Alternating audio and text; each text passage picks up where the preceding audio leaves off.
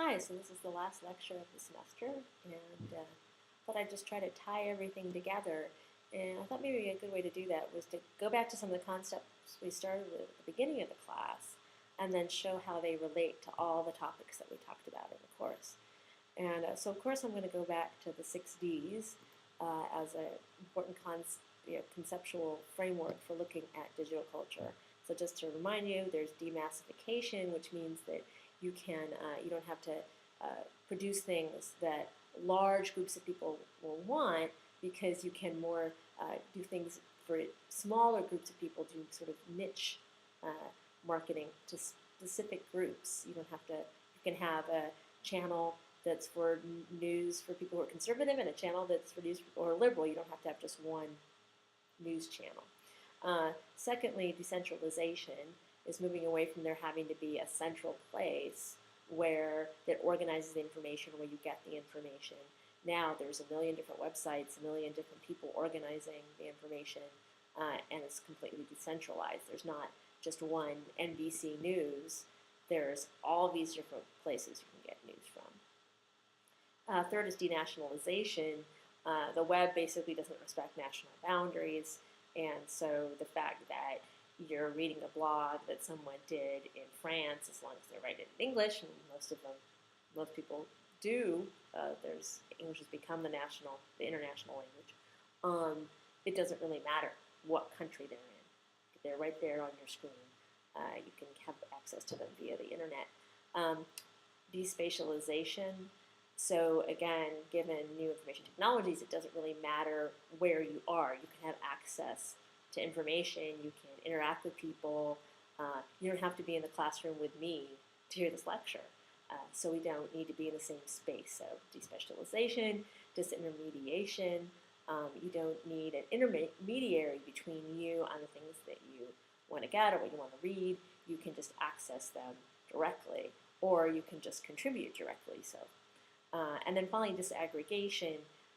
Instead of everything having to be, partly because of the space issue, instead of things having to be a book or a computer with all sorts of different applications in it, you can buy an app, a particular disaggregated app, one at a time. So you don't have to buy this sort of whole bundle of things at once. You can buy, or you can access different parts. The internet allows you to do that. Also, if you recall, this is something we haven't talked about as much, but I did introduce this idea at the beginning, the idea of infotopians and infoskeptics. So sort of two ways you might look at digital culture. You might look at it from the perspective of, oh, it's going to create all this wonderful new stuff. It's going to create a kind of information utopia where we can do all sorts of things we could never do before and have all sorts of new capabilities. But then I noted, on the other hand, there are people like Duguid and Brown who tend to be infoskeptics, that, well, the information technologies aren't really going to change things that much. People are still people. There's problems. There's just as much problems as there are benefits. So they're just sort of generally skeptical about big claims about the internet changing things or other information technologies changing things hugely. But I thought I would like to introduce a third kind of approach, which is even more negative than the infoskeptic, who are just kind of like, well, I don't know, there's some good things and bad things, it kind of depends. And that is what you might call an information dystopian. So, a dystopia is the opposite of a utopia. Dystopia is a place where everything's really horrible, where it's the worst possible world. So I want to add this third approach, which is the info-dystopian approach, that thinks information technologies are pretty much leading us to rack and ruin. So I thought I could then look at each of the topics using those concepts. So I'm going to pull out which of the 6Ds I think is relevant to that topic and how it displays that particular topic, and then look at what an infotopian and infoskeptic or an infodystopian might say about that phenomenon. So I'm not going to discuss the advent of the book, and I'm not going to discuss some of the stuff from Duguid or Brown or prosumption, because I think prosumption's just like one of the 6Ds, is just this kind of general concept. So I'm going to talk more about some of the other topics that we talked about. So starting with hacking, hacking seems to me most notably is a case of decentralization. You get hacking groups like Anonymous, where they don't need to be, they're not like a gang of old that would have to be in the same place. Um, they're completely decentralized. They can be spread all over the world and still do their thing. Um, and that's pointing out that's also denationalization, that there's no need for um, the members of Anonymous to be from a particular country, and they can launch attacks, hacking attacks on any website anywhere, no matter where it's located. So it's completely independent of what country you're in. And again, just like the issue of decentralization, it's despatialization. So they don't have to be in the same space. They don't have to be anywhere near the sort of entity that they're hacking into. So they could be in Iraq and they could be hacking into the database for GE or the database for the FBI. So where they're physically located is completely irrelevant. And I think from an infotopian perspective, you might look at hacking as a good thing. It's a kind of this radical revolutionary activity. It's a kind of freeing up. It shows there's this kind of different ethic on the web that's more open and radical. And to the infotopian, this might look like a really good thing, a kind of creative, free-spirited thing. The infoskeptics might just say, hacking is just criminal behavior, black hat hacking, just criminal behavior. It's nothing new. So it's just they just found a new way to wreak havoc and engage in criminal behavior and in vandalism. Okay. The infodystopians might argue that, well, this just is kind of evidence of where these information technologies are taking us. We're going to have this kind of totally chaotic, anarchic system where people who have the skills to use information can exploit others. So the infodystopian might have a very negative view of the hacking phenomena. So moving on to something like Facebook. Facebook is an example of demassification because each of us are able to have our own little audience in Facebook. We have our own little group of fans, and we can have these select groups of friends, and we can even within our friends, we can even divide them into smaller groups, right? It's also denationalization again. I can have Facebook friends all over the world. Doesn't matter where we're located. Despatialization, it allows people to carry on friendships with people who live far away from them. You don't have to be in the same location. And disintermediation, you're able to have these sort of direct internet contacts with people without having to have any intermediary other than Facebook. And I'll come back to that in a second.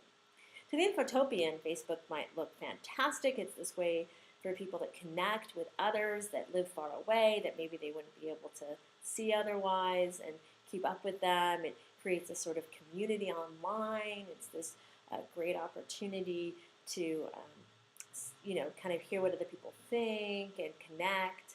To the infoskeptic might argue, well, it's a new way of staying in touch with friends. I mean, before you had the phone and you had letters and email, and now you have Facebook, and there's some good things about it, but there's some bad things about it. The infodystopian, on the other hand, might go even further and say Facebook is ruining people's relationships. It's creating these very surfacey relationships. People don't have the kind of depth of conversation that they used to have. People are becoming sort of the stars in their own movies. Everybody's extremely vain, putting all this information out about themselves. And one of the ways in which someone might think this is part of an infodystopia is that Facebook, as many of you argued in your midterms, undermines privacy, and that was another topic we have. And the discussion of privacy sort of brought up, well, why is there privacy concerns in this digital era? What is it about it that makes privacy concerns greater? And one, I think, is the despatialization. It used to be, in order for you to gain information about me, you'd have to be near me. You'd have to actually come over to where I am and to find things out about me. But now anyone, anywhere can find things out about you, what you're doing, without having to actually come into some kind of physical contact or watch you. Interestingly enough, I think some of the privacy issues actually are due to sort of the opposite of the 60s going on. There's still some non-D things going on here, and I'm going to bring this up more when I get down to talking about the digital divide and how it kind of undermines the whole idea that new digital technologies are necessarily going to lead to the 60s.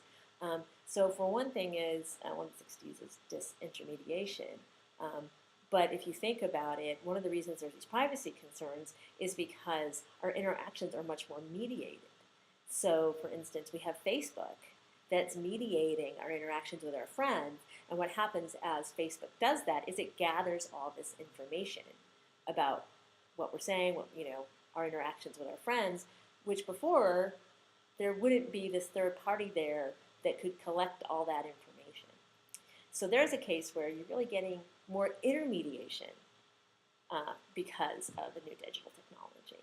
And I think the same thing is going on with disaggregation. I think what's happening, why there's bigger threats to our privacy in the digital era, is because of aggregation. So it used to be, if I told, if I bought something over here from this person, and I bought this over here from this person, and I told this person something, and I wrote something, these things would all be totally separate interactions. It would make a lot of effort for these people to come together and aggregate all that information. But the internet makes this really, really easy for people, corporations like Google, who are serving as this intermediary for all these activities, to aggregate all this information and put it together to make a profile of us. So actually, in this case, the digital revolution is allowing greater aggregation of personal information, the opposite of disaggregation.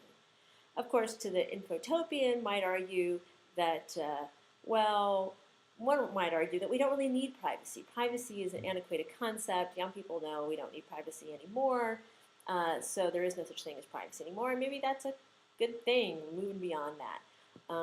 And might also argue that, we just need to know what the technology allows, and we can tailor the privacy to our own interests. So we can, in Facebook, we can tailor our privacy settings. In Google, we can go in and tailor privacy settings. We can go in and delete cookies. So we have more control over who has information about us, and we can know who has, information about us. So the infotopian might argue that there's some good things going on with regard to privacy here. The info skeptic might argue that, okay, there's some ways in which we can manage our information, but there's still these privacy problems, though maybe they're not that different than private problems we always had. I mean, you think about long time ago, everybody lived in tiny villages and everybody knew everybody's business. It's only with the advent of the Industrial Revolution and huge cities and mobility that we got the situation where people didn't know everything about other people. So maybe we're just kind of going back to what we used to be, where everybody knows everybody's business all the time. And of course, the info dystopian might argue that, we're just heading towards the surveillance state where we can't do anything without being observed by the government, by large corporations, who then can use this information to manipulate us, to predict our behavior. Some of my students just did a movie night last night with the film Minority Report, and that would be an example of this kind of idea of a complete security state that would know what you're going to do and stop you before you even do it, because they're able to gather so much information about you. So that's definitely an info dystopia. Then coming to Wikipedia, Wikipedia is clearly an example of decentralization because there's no central place, editor or a publisher of the Wikipedia. It's very decentralized. It's all the contributors. That's what Wikipedia is. It's all the contributors. And denationalization, again, people from all over the world can contribute to it.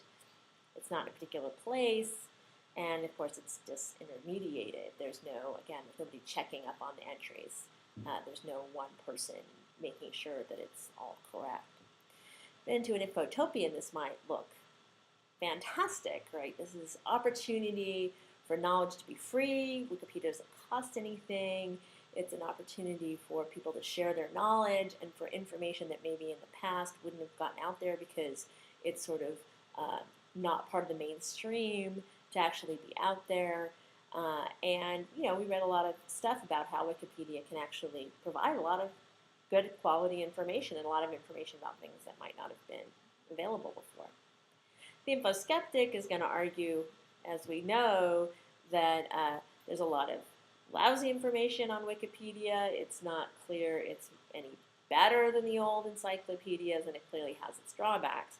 And the info dystopian might say, it's just the advent of a world in which there's no truth, it's just whatever anybody's opinion is. And so Wikipedia is just destroying knowledge and destroying journalism and education and all that stuff as we know it. We also talked about the book in the digital age and digital publishing. And that's clearly one of the ways, things that digital publishing does is create demassification, because you can create more books that serve more niche markets, and those people can find you because of the internet. Where it would have been really hard before digital books to be able to create enough physical books and then be able to ship them to all the, maybe there's only 1,000 people in the world who want it, but maybe you can make enough money off 1,000 people if you can actually get the book to them, and digital technologies allow us to do that. Despatialization, right? You don't need the physical book. You don't need to have a place to store the book. You don't need a bookstore. You don't need to ship the book. You just download it. Disintermediation, you can engage in much more self-publishing because you don't need all the trappings of the traditional publishing system where you had to actually make a physical book. You don't need to do that anymore, so you don't need the intermediary of the publishing industry anymore. And also can lead to disaggregation, where because doesn't have to be this physical thing, you can sell parts of a book, or you can sell, or provide access to single poems or single chapters. It doesn't always have to be an entire book. And to the infotopians, this looks great. More people can express themselves, more information can be out there, people can find information they need, even though it's a kind of specialized kind of information. This looks great. The info skeptic might argue, okay, but then there's various drawbacks to this. Without the intermediary of editors and publishers, there's going to be a lot more crappy books out there because they're not going to be well edited, they're not going to be vetted, maybe more crappy information, just like the problem with Wikipedia. The info dystopian might say, it's the end of literature, it's the end of books. If people use these ebooks, it's just not the same kind of process that you go in when you're reading a physical book. That this is really kind of the end of literature as we know it, going to ebooks. Then with social tagging and digital ontologies, this again is clearly a case of demassification. You don't need to have one ontology, just the Library of Congress subject headings, for instance. You can have all sorts of different kinds of tags and ontologies. You don't need just one. It's clearly decentralized, so different people can tag things. There's no central authority. They can use their own terms. It's despatialized. We don't need to put books in a particular location, so we can have a multitude of different ways to get access to a book with different concepts, different kinds of tags. It's disintermediated because individual people can tag books and say what they think this is about. You don't have one person or group determining that. And it's also can be an example of disaggregation because you don't have to only tag a whole book, for instance. You could tag a chapter, or you could tag a section of something, a section of a website. It doesn't have to just be over the whole thing because you don't have the spatial issue going on. To the infotopian, this looks fantastic. And a lot of the discussion was talking about, how great this way of looking at information is, organizing information can be. It really is expressing people's own perspective on these things rather than a top-down imposition of a particular system of organizing things or a particular system of concepts that might not fit what people really think about or how ordinary people really use these information objects. The info skeptics are going to point out there's some problems with it. There were good reasons for having consistent ontologies and subject headings. There was consistency, clarity, lots of benefits to that we're not going to have. And to the info dystopian, it looks like, okay, we're just going to, babble. It's just going to be everybody's own little idea of what's going on. There's going to be no shared concepts. It's just going to be, everybody's going to be kind of looking at things from their own perspective, and there's going to be no shared common perspective. In the section on understanding the web, clearly all the 60s apply because the 60s are kind of features of the web. It's demassified, it's decentralized, it's denationalized, it's despatialized, it's disintermediated, and it's disaggregated.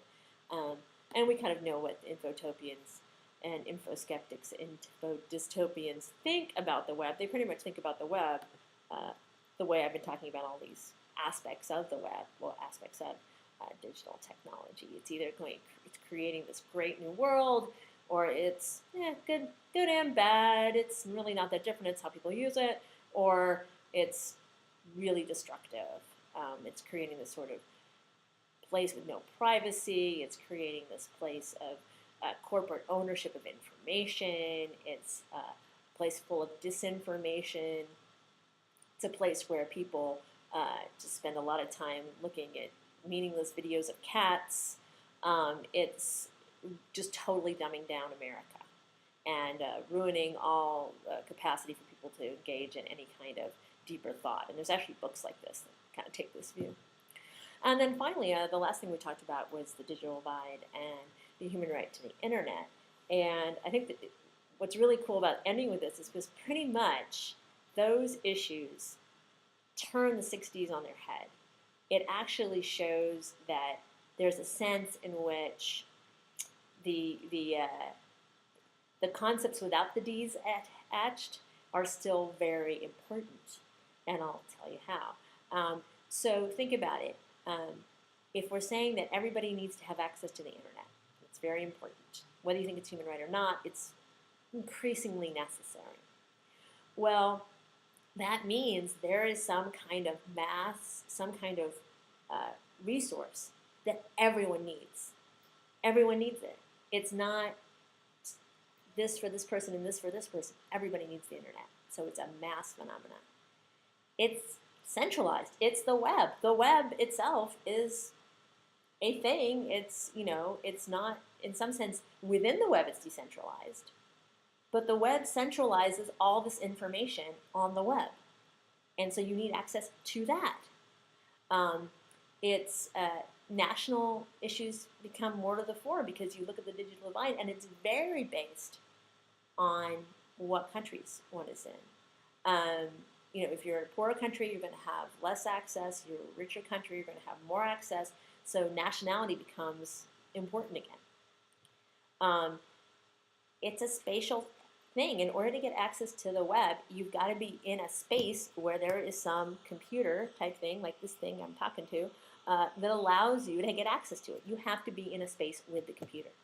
So there's a clear spatialization involved in having access to the internet. You have to be in a space where there is a screen connected to the internet. If you're not, you don't have access to the internet. And I already mentioned with Facebook, the internet is the great intermediary. It's what allows us to communicate with each other. So the internet itself is an intermediary, and we need it in order to communicate, get information. So it may itself be creating disintermediation in other forms, but it itself is an intermediary. And finally, as opposed to disaggregating information, the web brings it all together. It's all aggregated at one place, the web. So there's a sense in which we kind of think about the web itself or access to the internet itself. That is not an example of the 60s. The kinds of things we can do within the web and the internet are, but not the web itself. The web itself aggregates information. It's a central location to find all the information you need, and you have to be able to be in a space where there is a connection in order to get access to it. For the infotopians, they might follow me and say access to the internet is a human right, we should all foster that, and that people have access to information and its capacity to communicate, it would all be fantastic. The info skeptics are going to argue, well, some people have access, some people don't. This is a typical problem.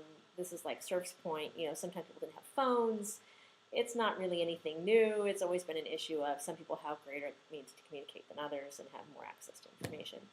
And finally, the info dystopian might argue, yeah, you're seeing what's going to happen. There's going to be the information poor and the information rich. And the divide is going to get larger and larger as there's more ease of access to information. It's going to be that the people who have that access are going to get more and more privileged, and people that don't are going to be further and further behind, and we're going to have an even more divided society and a divided world between the information haves and the information have-nots, and that's just where we're going. All right, so that's sort of my attempt in 25 minutes to wrap up and point out some highlights of the whole course. I hope that was helpful, and I hope it's helpful in writing your final exam. So it's been fun, and thanks for all your great work, and really been enjoying reading all the stuff you guys have been writing. It's been awesome, and I've learned a lot, so it's been very cool and fun talking about this stuff. So good luck, and have a nice summer. All right, bye.